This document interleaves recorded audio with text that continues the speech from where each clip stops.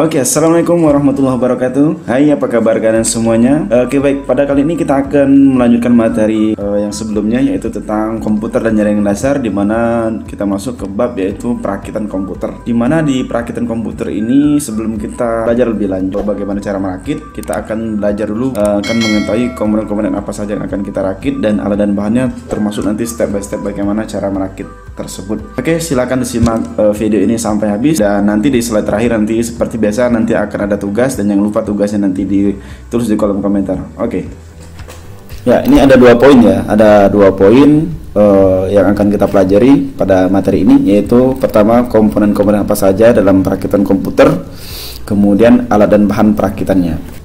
Oke, jadi di dalam sebuah CPU, ya, dalam sebuah komputer itu ada namanya prosesor. Mana prosesor ini adalah, kalau kita istilahkan, itu sebagai otaknya komputer.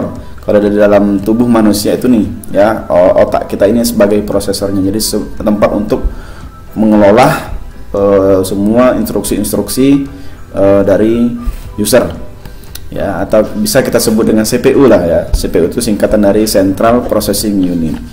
Jadi prosesor ini banyak ya. Ini contohnya ada Core 2 Duo, Core i3, Core i5, Core i7, Core i9 dan seterusnya, ya.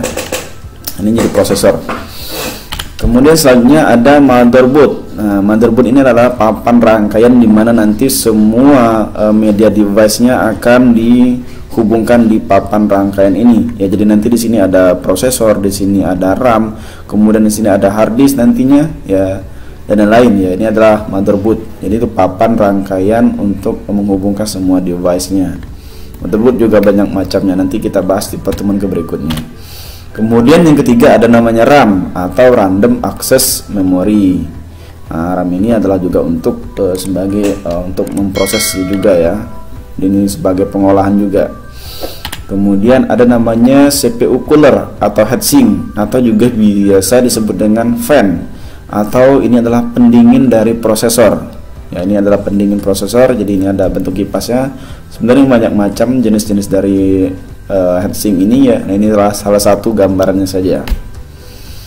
Kemudian komponen selanjutnya adalah hard disk. Nah, ini hard disk, dimana hard disk ini adalah untuk menyimpan data. Jadi semua data-data apapun, baik sistem operasi maupun data-data aplikasi maupun termasuk file-file pribadi kita, itu disimpannya di dalam hard disk. Jadi jangan sampai sekali hard disk ini rusak ya. Kalau rusak ya, maka semua data-data penting kita akan hilang ya, secara otomatis juga akan hilang.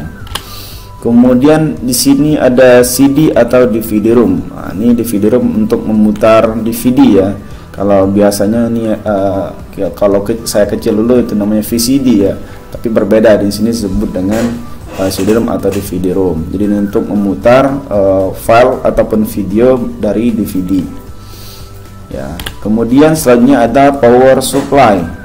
Nah, power supply ini adalah untuk menyuplai listrik. Jadi tanpa power supply ini maka komputer tidak akan bisa hidup. Ya. Jadi power supply ini sangat penting sekali. Ya, tanpa power supply ya secanggih apapun komputer ya tidak akan berfungsi, karena dianya adalah untuk menyuplai listrik.